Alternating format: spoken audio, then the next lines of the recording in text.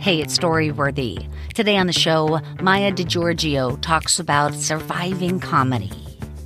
I get a phone call from this radio station called Hot 97 in New York, which was the number one flagship of hip-hop. Anything that they chose to be a hit became a hit nationwide. And they said, "Do you want to be on the morning show?" I was like, "Of course, I'll be on anything." So they call me in, I land the job. But my job is to shut down the misogyny. So I am good at shutting down misogyny. So I just can't. I don't find it misogynistic. I don't see the sexism. I was so young, I just saw, guy's a jerk, I'll just take him down. And eventually my co-host would start shutting off my mic. He would talk about raping me live on the air. He started telling people at station promoted events I sucked as you know what to get the job. I said I was going to walk. They said, no, stay. And then 2 weeks later, they fired me. Today on the show, comedian Maija DiGiorgio talks about surviving comedy. Stay close.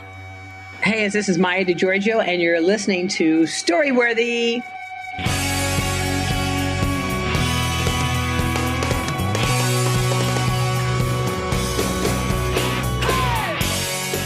Welcome to Storyworthy. My name is Christine Blackburn, and I'm coming to you from Los Angeles, California. Whether you're a longtime fan of the show of over 12 years or you're a new listener, welcome to Storyworthy.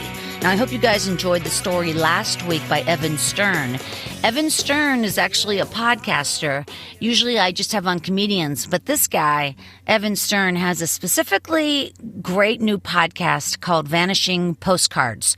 It's a very unique show. Basically, he goes to these tiny towns all over America and, hears from the people that are kind of vanishing. You know what I mean? That generation of people. Anyway, he does the work that I will never want to do. And anyway, he's a great guy. Go back, listen to Evan Stern last week talking about how his uncle made him a vandal. And it is like full on. His uncle made him a vandal. It's a great story. But not today, you guys. Stick around now because today I'm here with another fabulous comedian, Maija DiGiorgio. And I just met you, Maija. And I so don't know you. I thought it was Maija. Does everybody think that? Yes, often. I always get either Maija or Maije, or they just look at me strange. That's what probably led me to comedy, was getting my name wrong my entire childhood. Yeah, just your name. That's amazing. Now, I looked it up. The name Maija, even though it looks Maija, the name Maija is primarily a female name of Scandinavian origin that means, do you know what it means, Maija? You must know. May. Well, actually, what I found is it means bitter. What? It means bitter or of the sea. Are you of the sea or bitter? No. Actually, I'm going to be talking about my film that I made called Bitter Jester, but it was actually, I'm not Scandinavian. My mother's African American and my father's Sicilian. However, my mother's very bourgeois, and her mother's name was May, and she passed away 2 weeks before I was born, and she thought that was way too country to name her daughter May. And at church, she met someone from Finland that said, in Finnish, Maija means the month of May. And so they gave me Maija. That is so interesting. It also said that in Scandinavian countries, it's as the word Mary, as the name Mary. Have you heard that too? No, I haven't. Look at us, just discovering all these new ways to think about your name. Isn't this fun? Well, I'm really excited to meet you. Esther Koo recommended you to me, and Esther is one of the funniest people ever. I love her. She's told some great stories on the show, so I knew that you would be a great person to have on the show. And today you bring forth the topic, surviving comedy, and it really is. I mean, look. Wait, one last thing about your name, Maija. I think your podcast idea, you had a podcast called My Favorite People, and the My was M-A-I. Mm-hmm. And so when I was looking at your podcast and listening to a few episodes, I kept thinking, does it say Maj favorite people? Like, for some reason, the My didn't come out. I'm such an idiot. Oh, my God. Working on it. Oh, I'm an idiot. Working on my branding. Anyway, today you bring forth the topic, surviving comedy. And it really is a survival game, isn't it? Yes. I was talking to a friend of mine about just the idea of success, and that, it's so hard to get things done, especially in the arts. And, we were talking about my special, and a friend of mine had said something about, oh, your style is very different from what's going on now. And this, and I said, well, you can't adjust style. I have to just be true to myself and true to my art and true to my humor. And if it's, it's just that surviving, regardless what the words are and regardless what people, the naysayers are, it's hard to get something done. And, the key is that when you get it done, then, that's usually how people become successful. People who actually, some people are like, that wasn't even that good. And like, but they got it done. They got it done. And not only that, they showed up, they were probably on time, and they have a body of work. It's never just one thing. It's not just like, oh, well, now they're a star or something. It's so ridiculous.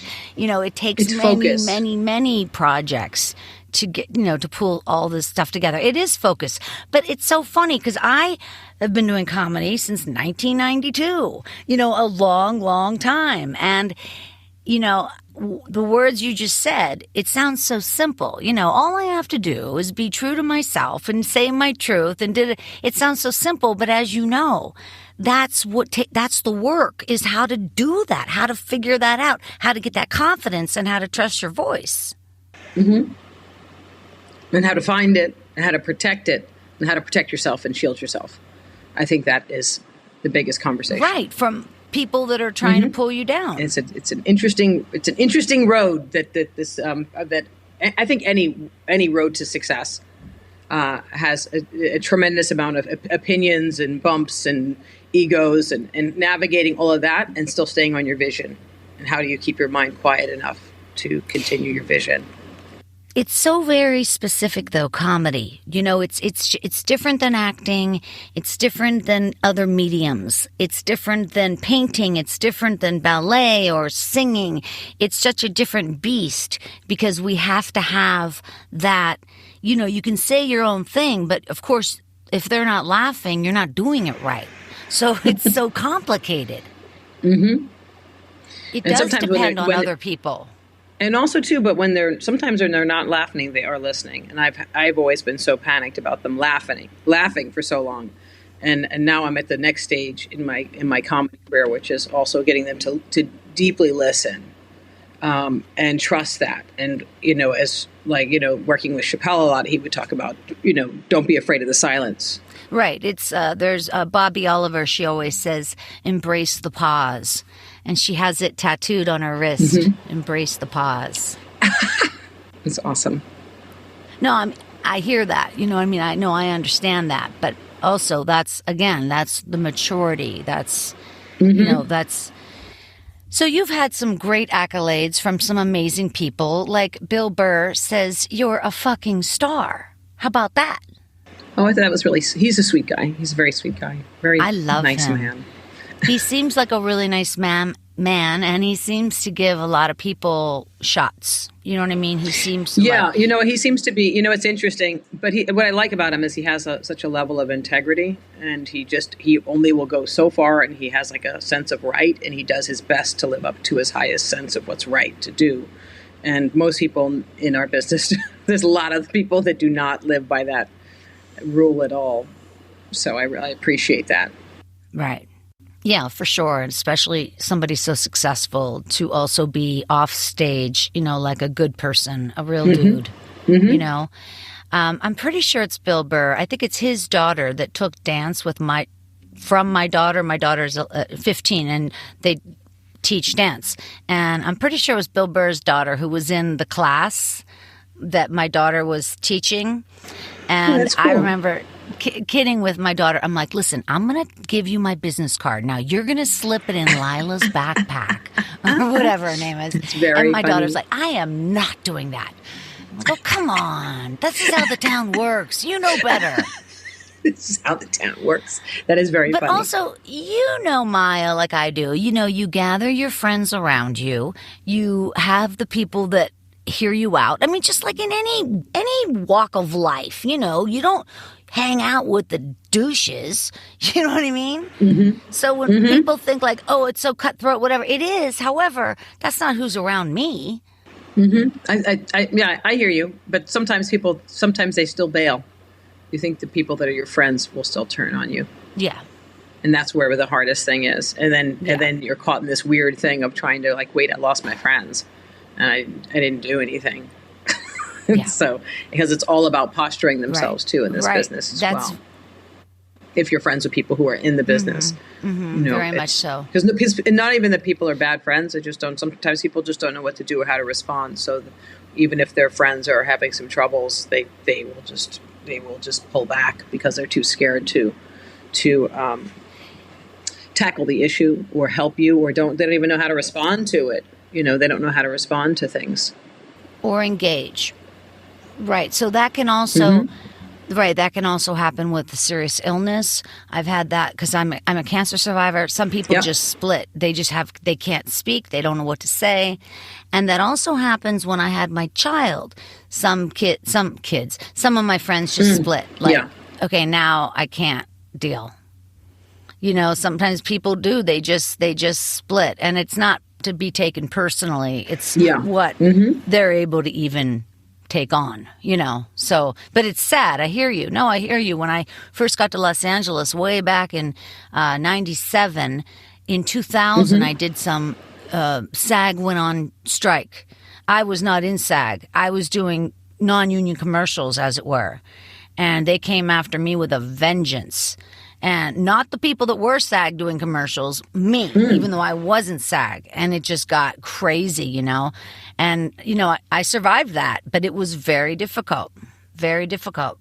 And how did they come after you? In what ways were they trying to keep you from working? Oh, well, at that time, phone calls and letters, and they knew where I lived. And, it was really crazy. They made me go in front of this committee they made up a committee, and then I went to this meeting, which I should never have gone. But, it's just, it was just they needed a scapegoat, and I was that person.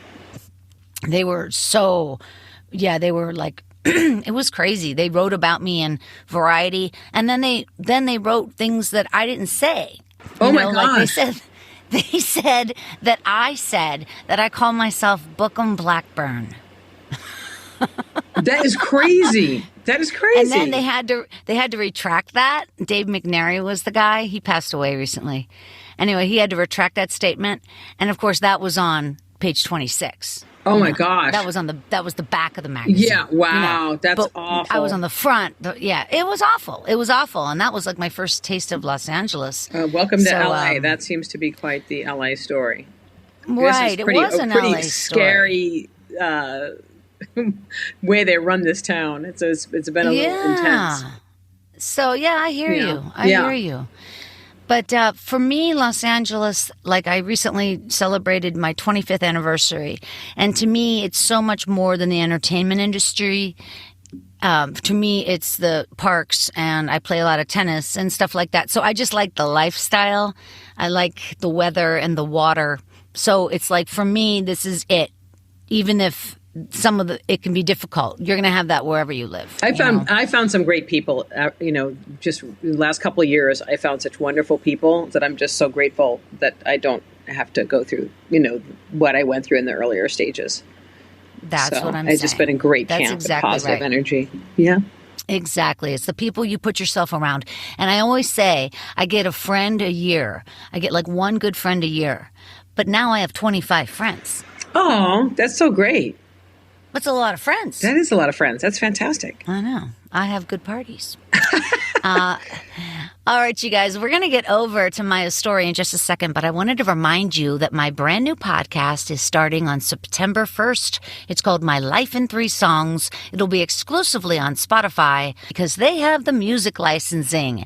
Basically, I'm talking to comedians about the 3 songs in their life that have impacted them. Not necessarily their favorite songs, but songs that paint a picture of where they were and what was happening at that time. So again, the show starts September 1st, exclusively on Spotify.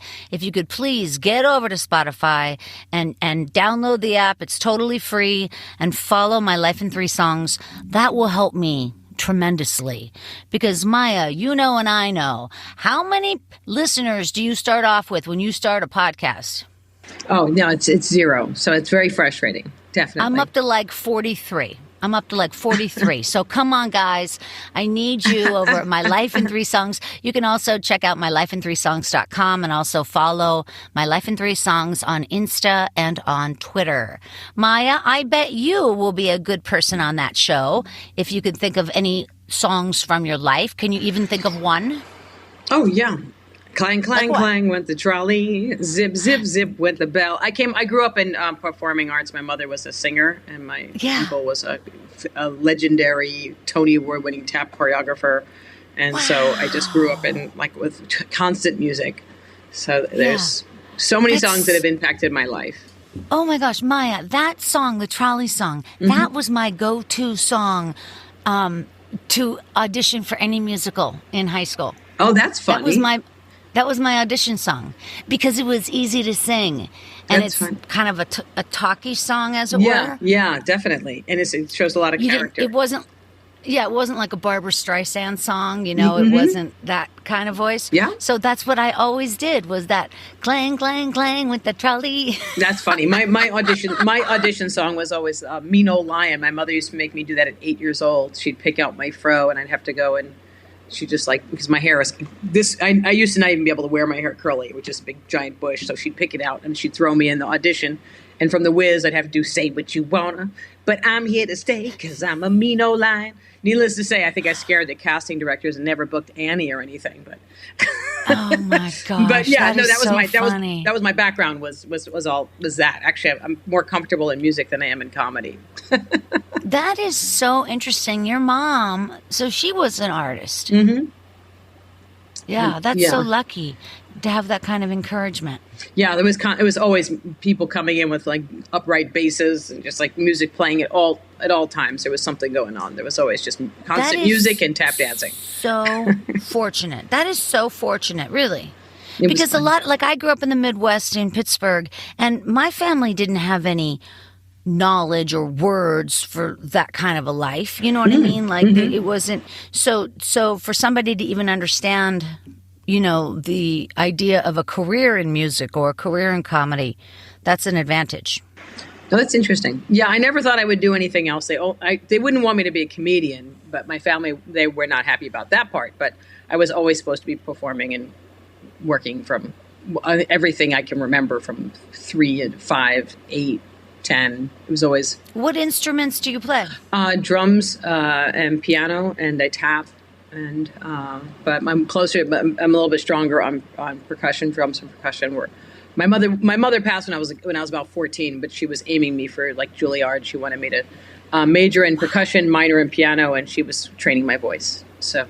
Wow! Oh my gosh, that must have been so devastating. Mm-hmm. Yep. At that age, oh my goodness. Wow. Do you have drums now by a chance? Do you have a drum set? I wish I did. Bill Burr is always trying to tell me, you need to go get a set. You got to go get a set. And it actually makes me super happy when I play. Well, that's what I mean. I'm starting to add music. I'm starting to add a lot of singing in my act. I do a bunch of pieces on my mom now.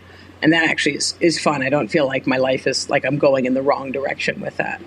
So, yeah. Yeah. When it's easy, it's the right direction. Yes. Yeah. That's true. All right, you guys, she's here right now. You hear her talking, Maija DiGiorgio. She is a comedian and an actor and a writer and a musician. I mean, for sure. And what's so interesting is you started comedy and things seem to happen for you very quickly, or maybe that's just your bio. But you did do a lot of stuff right in a row, like Live from the Apollo, and you were on Def Comedy Jam, Comics Unleashed, Fox's Laughs, and BET's Comic View. So you did a lot of comedy right off the bat. And now you have a brand new 1-hour special out from Comedy Dynamics. They do everything. Comedy Dynamics and Brian Volk-Wise he's a great guy, and they put out all the best people. So congratulations. Thank you. And the new special is called Maija, Maija, Maija. And you recorded it at the Tribeca Film Festival in New York City. It is on Amazon Prime. You guys can watch it right now. So that's very exciting for you. Congratulations. Thank you. Thank you. Thank you. You guys can find out a whole lot more about Maija over at milliondollarmaija.com, and also follow Maija on Instagram at milliondollarmaija and on Twitter at Maija DiGiorgio. Maija DiGiorgio. Boy, oh boy. When you look at that name out like that, it's like consonant, vowel, consonant, vowel, consonant, vowel, vowel, consonant, vowel, vowel, vowel. That's why I try to just use my first name, and everyone keeps saying, no, everybody's fine with the last name. I'm like, I don't need the last name. Just leave the first name. It's enough. It's going to freak people out. So that's why I was like, the special, just leave it Maija, Maija, Maija. I'm like, they're like, it doesn't have to be Maija DiGiorgio. I'm like, I take the whole thing, just the first name, because it's enough. It's enough. But I don't want to look like someone who's trying to do a one-name act either. But, what are you going to do? I love it. I love it. All right, you guys, wherever you are, put your hands together for the very talented Maija DiGiorgio. Hey, everybody. So my story is, it's really the story that's been on my mind the most since I've released my first hour comedy special with Comedy Dynamics. I think that the problem with the story for me is, I'm super grateful, but there's always something that's lingering that is telling me about why did I not get a comedy special earlier, and how did my life go so far off the path of where I was hoping for it to go. When I first started comedy, I started in the black comedy circuit with Uptown Comedy Club. And in the beginning, I got booed a lot because I look like I'm white, but I'm not. I'm mixed. And so I have a lot to explain to people. And it was at a time of hip-hop comedy was launching off. It was Def Comedy Jam and Apollo and all the great shows. And I got booed off a lot, but Uptown Comedy Club had helped me. And then one day, Tracy Morgan got booed and Mike Epps got booed. And then they said, Maija, you're next. And as soon as I walked to the stage in downtown Brooklyn, everyone was throwing their arms up like, oh, who is this? Oh, get the white girl out of here. And I went in and I had a killer set. After working with Uptown Comedy Club, I got my first standing ovation. And after that, almost 90% of my shows were standing ovation sets. Oh, my gosh. I booked in. Then they pulled me in for my first TV taping. Barry Katz offered me the showtime at the Apollo. I went on the Apollo. They tried to boo me off the stage. I yelled, shut the hell up. They did, and I got a standing ovation. I went from there. I had Burlstein Gray pick me up. I had the head of ICM Television, a legend, the first female agent ever helping me in television. I had Russell Simmons, who gave me his business card, said, call me if you need anything. I go to Fat Farm and pick out anything I wanted. I went to the Aspen Comedy Festival, which was unheard of for a first-year comedian. You usually had to be a 12-year comedian to go to Aspen. Yeah. I did 5 national TV appearances in my first year of doing comedy. So that is unbelievable. I have to say, just stop 1 second. That is unbelievable. I mean, Maija. But this was the interesting thing was because I was doing the black rooms, back in those days, you were banned. If you had a Def Jam credit, you were banned automatically from playing any of the mainstream clubs. They just would not want you.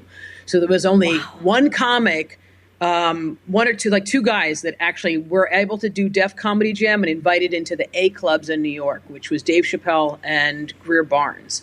They were allowed to play the venues. So even though there were guys as brilliant as J.B. Smoove, these were guys it took them years to be able to get on just because of the racism that was going on in venues and the way they looked at black comedians back then.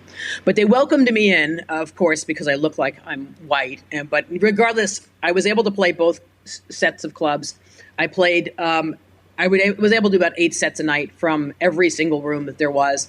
And at the time, one of my best friends was Dave Chappelle, was one of my best friends. He looked out for me in a lot of ways. So I had a lot of great help in the beginning. However, there was a time where, because I was kind of the goody two-shoes girl, I did not want to sleep with anyone to get in the clubs, which years later I didn't realize that everybody was sleeping with guys. They would make the females have sex with them or give them blowjobs to be actually able to even get in to audition for the club. Female comics that are the best female comics in the country had to go through that. But for me, I just kind of they would do something, I'd grab the mic and I'd punk them on stage, not knowing that I was kind of setting myself up for a backlash later on, which comes later in the story. At the time, I started dating this one guy who was really an awesome guy. He was a comedian. We just started seeing each other, nothing really deep yet. We didn't really hook up fully. And his best friend sexually assaulted me and attacked me in my apartment. I made a police report of it. And my buddy at the time, who was one of the comedians, found out. He saw me crying, helped me get to the police department, went down to the club, dragged him out the club, and whooped his ass, right? But the guy was staying with the guy that I was seeing. So when the guy I was seeing came back into town, he told him, that I slept with him and that my friend Tony got jealous. This guy went to the gentleman who was my manager and had me blackballed for almost 20 years. This guy has been blackballing me, telling people I'm crazy and not to hire me. Regardless, and I found this out from one of the women who worked at the office, quit and said, meet me in Central Park. I just quit. This guy's working for this company. She's like, you need to know that everybody calls for you for work, and he's telling everybody that you're crazy and not to hire you. So anyway, I go through that little wait of a few years, and I finally get a phone call one day, and it's about a year later, I get a phone call from this radio station called Hot 97 in New York, which was the number one flagship of hip hop. Anything that they chose to be a hit became a hit nationwide. And they said, do you want to be on the morning show? I was like, of course I'll be on anything. And at first I'm like, did I win something? Because I woke up from a nap. And they said, we want you to be the co-host on this morning show with Ed Lover and Dr. Dre. It's like the number one radio hip hop morning show. So They call me in, I land the job. But my job is to shut down the misogyny. So I am good at shutting down misogyny. So I just can't. I don't find it misogynistic. I don't see the sexism. I was so young. I just saw, guy's a jerk. I'll just take him down. And eventually my co-host would start shutting off my mic. He would talk about raping me live on the air. He started telling people at station promoted events I sucked as you know what to get the job. And they kept trying to back me up. And eventually he'd take me into meetings with just porn playing, a guy's, being sucked by a white looking woman, and sit there through the whole meeting. And it was awful. So eventually, when the big station promoted event happened, and he did that, she sucked my dick to get the job, and I couldn't get back to the stage to snap on him. I was so upset because I couldn't save myself. Meanwhile, the guys who were Def Jam comics were in the back going, that's so messed up, because no one had ever done that kind of stuff to me before. Even the guys, no matter how much we banter, how much they make fun of me if I was getting booed or anything, none of them ever disrespected me to that level. So I went back to the job. Cross that line is disgusting. Yeah. So I went back to Hot 97, and they were like trying to shrug it off into a thing. And I said, look, you guys know this has been a problem. And I just don't think that, when I pray about it and think about what my mother would have wanted, she would have wanted me to have this job, regardless of it's a 6-figure salary, and it could change my whole career, So I, thinking that they would have done something right, they didn't. I said I was going to walk. They said, no, stay. And then 2 weeks later, they fired me. My manager at that time was like, no, they need to pay you out for your contract. You're under contract for 2 years. They need to pay you out the money for your contract. So at that time, I started a lawsuit. It ended up the EEOC found the story pretty fascinating. They went and investigated on my behalf. What was the reasoning they gave? What was the reasoning they gave? They said I wasn't mature enough to handle the job. Oh, my God. So the EEOC then gets involved. They said, you have to usually just get like a stamp that it's okay to sue. They called me and they found what happened so appalling that they wanted to investigate the station for illegal employment practices.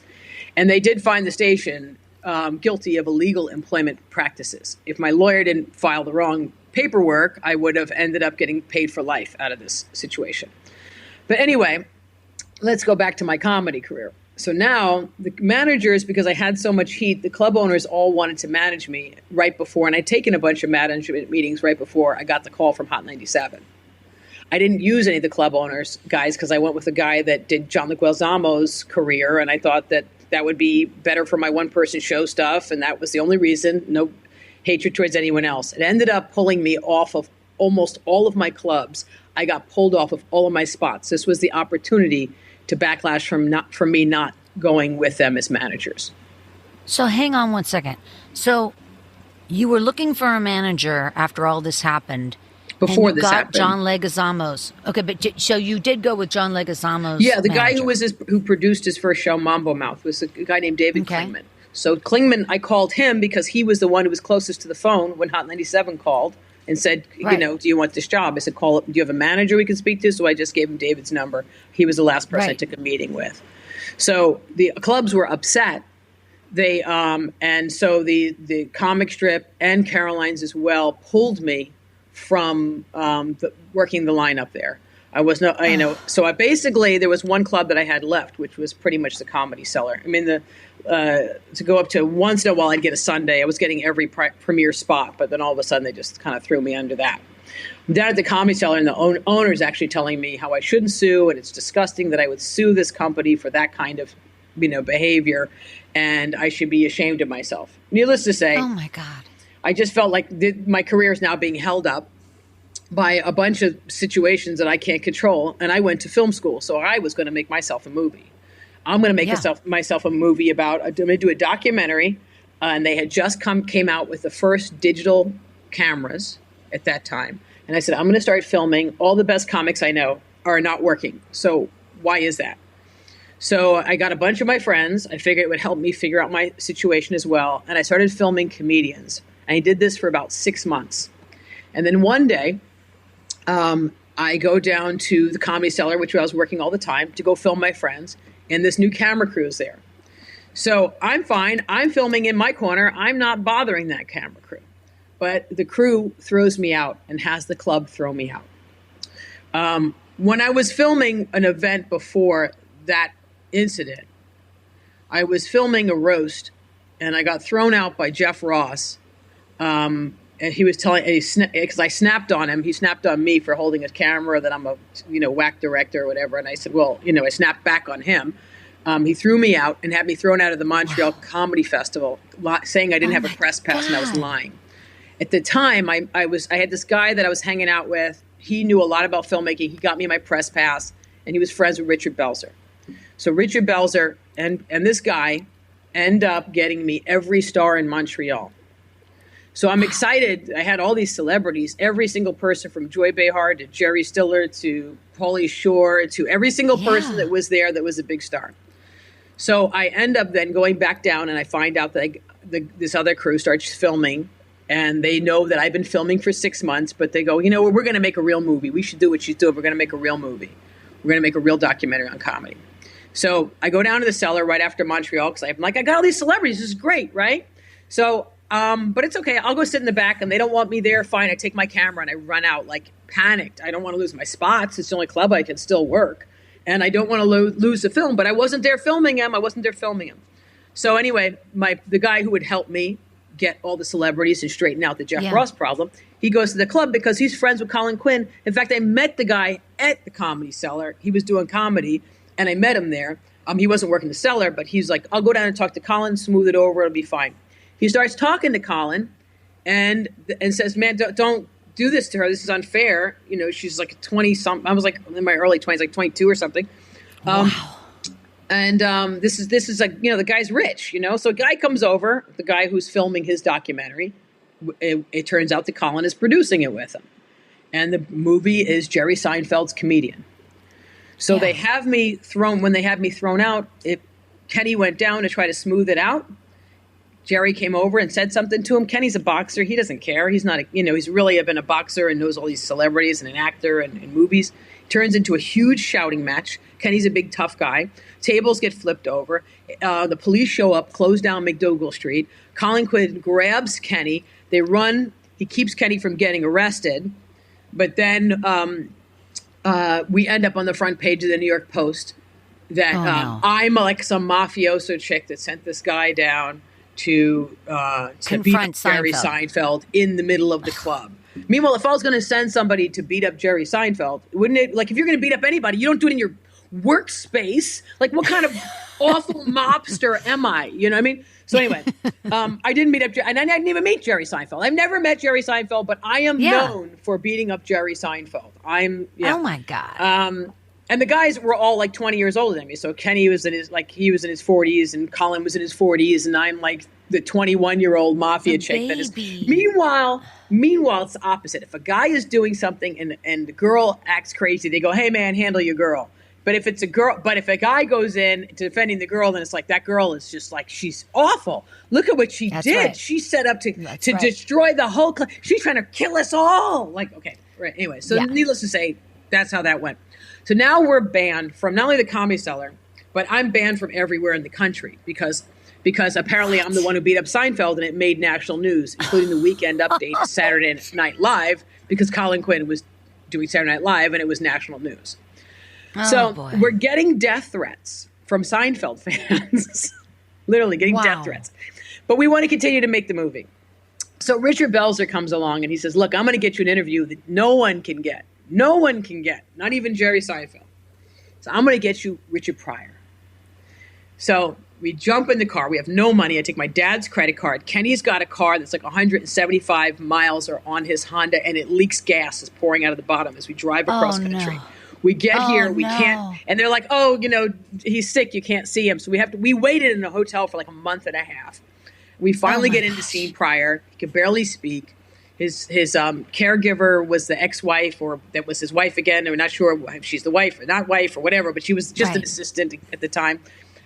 She's telling me crazy stories that are really, like, I don't think he wanted to know. I don't think he wanted these stories told, I come in to ask him about comedy, and I'm in tears, like, oh my God, I'm with Richard Pryor, and I'm blubbering, and she is like, and then he smacked me around, and I said this and that, and then he hated such and such, and he's like in the back, like he's back in the back trying to shush her up, and she's shushing him up. I was like, I don't know what the heck's going on, but he was really fragile. So anyway, after that interview, Kenny comes running out and he says, we leave. And Kenny, because they had wheeled him in the back, and Kenny's like, I went in the back room to see him. He wanted me to get him out of here. I was like, what? He goes, I don't know what to do. I'm a tough guy. I've never been able, he wanted me to get him out of here. He's like, I don't know what to do. I said, well, we'll just call Richard Belzer and tell him that maybe he just needs to check on his friend. So we call Richard Belzer.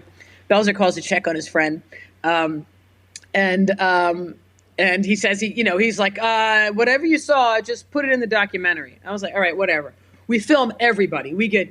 Not only did Pryor, we did George Carlin, we did Ray Romano, Chevy Chase, Whoopi Goldberg, Phyllis Diller, Norman Lear, Kevin James. And literally my crew is a guy who was building my friend's closet. He was a carpenter. Okay.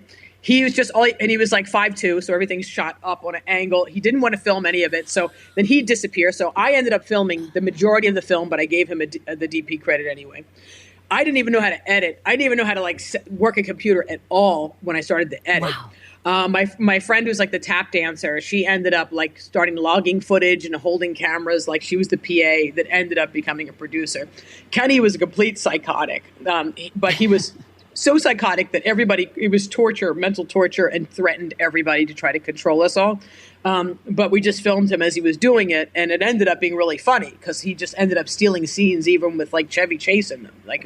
So I ended up filming, sitting down and editing this disaster footage, which was nothing that I wanted to shoot because no one would listen to me, and the guys thought that they were the director. Meanwhile, I paid for the entire thing. Well, my dad did. So now I cut this entire film. And and everyone is now thinking that I'm crazy. I will never be back in comedy. I don't know what I'm doing. Seinfeld's movie comes out first. Seinfeld's movie does okay. I finish the edit. I do the edit myself completely. The last 2 weeks, Belzer says, let me see the cut. If it's good, I'll attach my name to it. I send him the tape. He goes, I said, we need 2 more weeks. He goes, no, I need it now. We give it to him. He hates it. So just give us 2 more weeks. We come back 2 weeks. He loves it. Decides he wants to be the executive producer of the film. Him and his manager, which is fantastic, right? So we get our first film festival offer that we get into is Slam Dance, which is the biggest, which is the smaller films that are like Sundance, that's the Sundance's little brother. We get in there for the premiere. But Belzer says, no, let's go to the Aspen Comedy Festival. And him and his manager tank where there's distributors to go to where there's comedians. But anyway, we go to the Aspen Comedy Festival, which is an interesting thing in itself because then we had to we made the entire film for under $50,000. Wow. Okay, and it's a feature. It's not a short. It's a feature length. We get into we want to go to Aspen, so they're like, well, you guys put all your money together for $5,000. You guys are the whole crew, all 5 of us, get in the car and drive to Aspen to stay in a hotel, in a condo with other filmmakers. Oh, boy. We get there, but Belzer has spent $30,000 to fly in his wife, his daughter, and himself as they're getting massages and drinking Veuve Clicquot at the St. Regis in Aspen. And then they throw the bill at me. Here's where it gets better. Michael Moore, the screening at Bitter Jester is so good that it's a packed house. Every major person We had to turn away Norman Lear. He couldn't get in because it was against fire hazards. Michael Moore was there. Michael Moore was winning the Oscar that year. So Michael Moore comes out and he's like, this is amazing. I'll sell this for you. I'll get this for you wherever you need to go. This is fantastic. Belzer goes, no. Don't worry about it. No. I got this. Don't worry about it. Needless to say, Michael Moore gets us into the Tribeca Film Festival. We submitted for Tribeca, but we submitted so late that they turned us down and we never got in. He got us a special screening that at that time was the largest screening at the Tribeca Festival had ever had. And every major New York celebrity was there, including the owner, Caroline from Caroline's. And we end up getting a rave review in Variety. We get a rave review in the New York Times. We get an offer from Think Film to do a theatrical release. Wow. And then there's this random letter that comes in. There's these random articles that show up on Richard Belzer being like a guns dealer, arms dealer in Star Magazine. And it turns out that the caregiver, ex-wife of Richard Pryor, the 2 minutes that we have in, are so disturbing of her. Even though every interview she's ever done was exactly like that. Yeah, that's who she is. That's who she is. They tank the film and bury the film, and they said they sell off my DVD rights so I can't do a theatrical release behind my back without my permission and without my name on the contract, even though it's all my father's money. They claim they own it. They charge me not only Aspen, because they hadn't even given me $1 on the film. He hadn't given me $1 on the film, except for the color correct, which was supposed to be about $5,000. So $5,000, $35 from Aspen, and then I get this astronomical bill. They put $135,000 into the film. I said, well, I finished it. It was like $48,000 when I turned it into you guys, when the final cut was there. And he goes, they hand me a bill, and I look at it, and he's been buying drugs off of Kenny for a year and a half before I even met Kenny, before I even knew him. So they charged me for that. They bury the film. They hold it hostage. Michael Moore gets me attorneys. And everyone says, you're just hateful, Maija. You just want to keep the Richard Pryor footage in. So I said, you know what? I'm going to go find Rain Pryor. She was doing a show downtown. And I said, do you need any of this footage? Can I keep it in? Is this disrespectful to your dad? She's in a panic in an elder abuse case. Call back Richard Belzer. I said, hey, Belz, can you please just check on your friend or call the kids? If this is your friend for a long time, wouldn't you care? But she apparently had something on him, and he didn't want to lose his contract over at Law & Order. So basically, they never spoke. They just held my film. My God. So then I turned my footage into Adult Protective Services, and I posted all over the web. I've created a website called freerichardpryor.com, which is also, the other name was also hollywoodoutlet.com, and I put stickers all over the country, all over the city and New York, and tagged everything to get people to it. And then he died. And the kids got nothing. She got everything. And my website was severely hacked. And all of my businesses were shut down, tires cut. all this craziness that went on at the end of the film. And Michael Moore was like, you got to fight for the rights to your film back. And I fought for the rights. And then in the end, somebody literally, after I got all the rights back to my film, somebody went and removed my name off my corporation at the State Department in New Jersey. They literally did not have a share in my company, but had New Jersey remove my name off of my own corporation. So, needless to say, as I was dealing with all of this and trying to figure out what to do next, I was filming a little camera at an event, and then I met Robert Townsend, and he was like, "You're not a filmmaker, you're a comedian."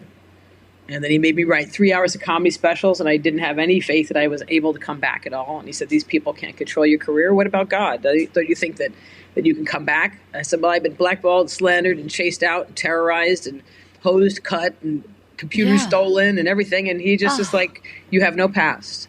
You have no past. You have to operate like you have no past. You have to be clear. And you made me write every day for 100 times. I'm a winner, and I always win. And I expect good things to always happen to me for an entire month to brain scrub me back.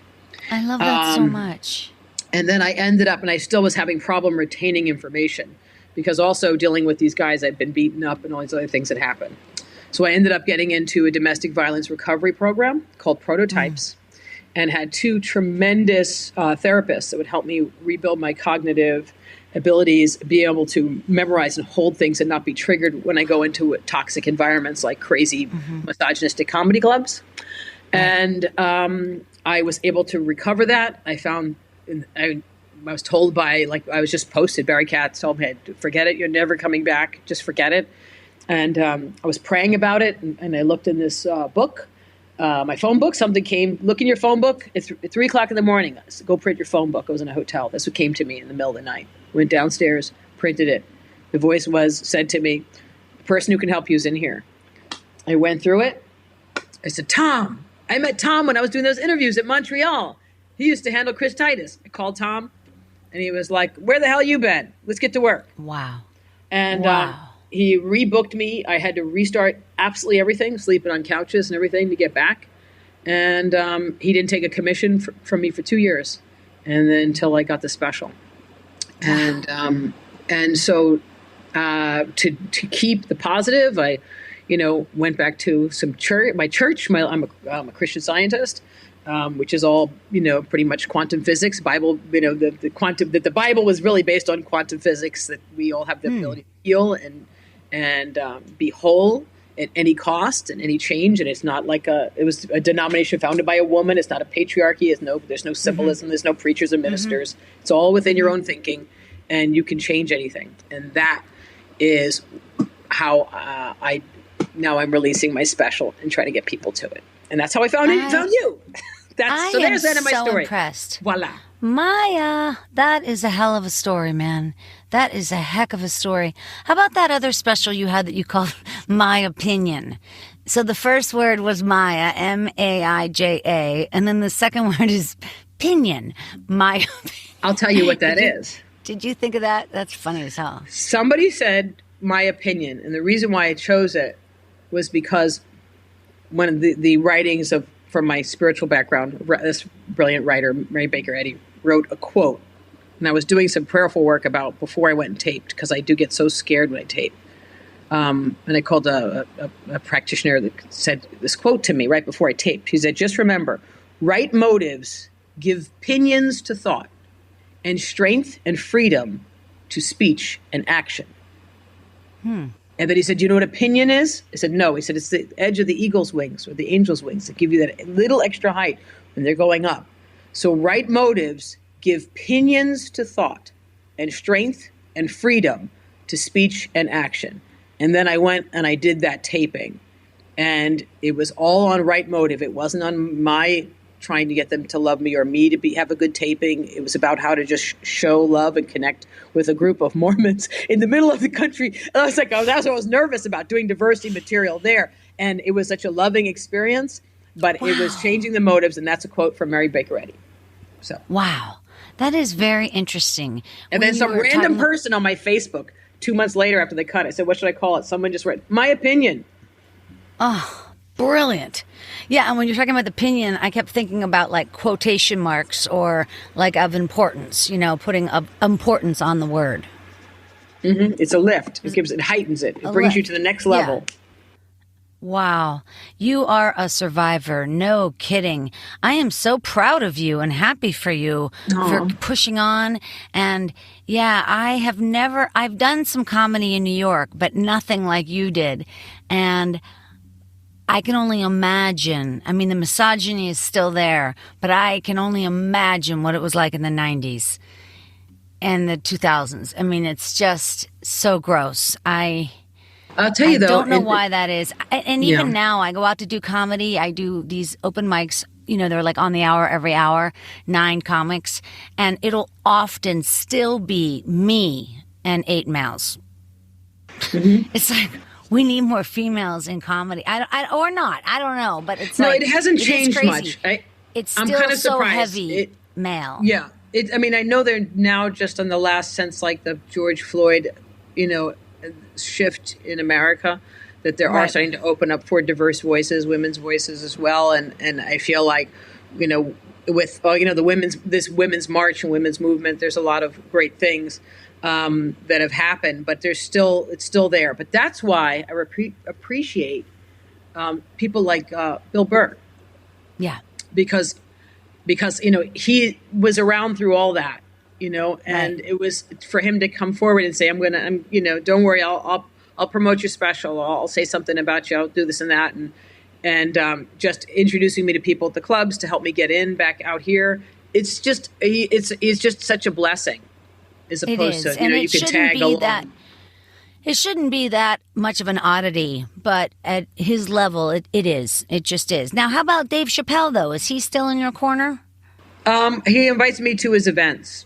I'm allowed to go to his parties, but it does not like I can get on stage or anything. So, I mean, but we'll see how it goes. I don't know, but it's an interesting. I mean, he gave me a nice quote, and if he comes into town, he'll give me tickets to his thing. That's nice. But like I said, it's been interesting. Like I said, to watch people, and but I'm at the point too where you start to just say, I control my career, the universe, God, wherever, divine love, infinite mind. That's what leads me, not a person or a man or an agent or a bad slander in the press or a Jerry Seinfeld, because our film was reviewed against Seinfeld and we got raves. They were like, this one, because I did the underdog story and I put it in there. Yeah. I let it be the underdog story. This is what it's like. But and I would like to be able to release my film one day, but. Well, you're not kidding. What was it called, by the way? What was it called? It's called Bitter Jester. Bitter Jester. I love that. Yeah, that's a good one. But it's okay. I mean, like I said, you just keep, you meditate in the top of your days and you take the next steps and you try to keep good people around you. But the one thing that I do want to say is I wish that more people, when you are going through stuff, wouldn't run. Yeah. Because I don't it's also too, even looking at, even who helped, tried to help out, the prior kids or anything else. It comes a point where people need to be able to be, there could be harmony worked out and resolved with people. But I think when people run away and well, it don't says a lot step more up about or get them. scared. Yeah, I know, but it just says more about them than you, and you can't give somebody strength. I mean, I know what you're saying. I had a friend go through this terrible blackballing thing on Twitter, right? Mm-hmm. And I didn't know what to say either, but I wrote to her, hey, I know what's going on and it must be devastating. I want you to know I'm thinking of you. That's it. Because there is nothing I could do and there is no answer. Yeah. But other people can't even do that. They can't. So, they're less for it and we're better for it. Yeah. Yeah, that's what I'm going to say. It's just a tough road. Sometimes it is a tough road, but and I think that's okay to acknowledge. Yeah, but I think that's okay to acknowledge. In other words, yes, you do your meditation or you do your daily writings and you do all the good things, but that shit still goes on, and to acknowledge it is okay. It's what you do with the information. But you can't pretend like we're in La La Land and it doesn't happen anymore, because it happens all the fucking time. You'll hear male comics talking, well, we're going to need a girl. There's nobody funny. Fuck that. We don't need a girl. We do. Talking about getting a show together. Yeah. It's so childish. Yeah, I know. It's bizarre. They're childish. Well, we can have her host. Yeah, let her MC. That's what they treat women like. Oh, yeah, let her MC. It's tough, man. But you're doing it. And I am really happy to meet you, Maija. This has been really fun. Thank you. Thank you. Thank you for your time. And you guys, please, you've got to check out Maija's brand new special, Maija. It is on Amazon Prime. That's a great thing to do this weekend or whatever night you're available. Check out that special. And also check out Maija's website, milliondollarmaija.com. And also follow her on Insta and Twitter. On Insta at milliondollarmaija and on Twitter at Maija DiGiorgio. I'm hoping someone can spell that right. That's right. That's right. I'm gonna spell the Twitter one for you because I'm a giver. MAIJADIGIORGIO.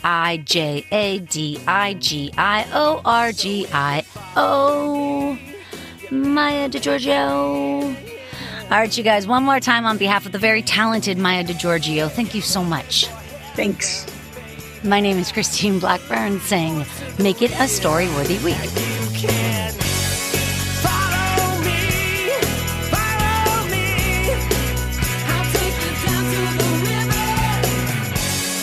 Follow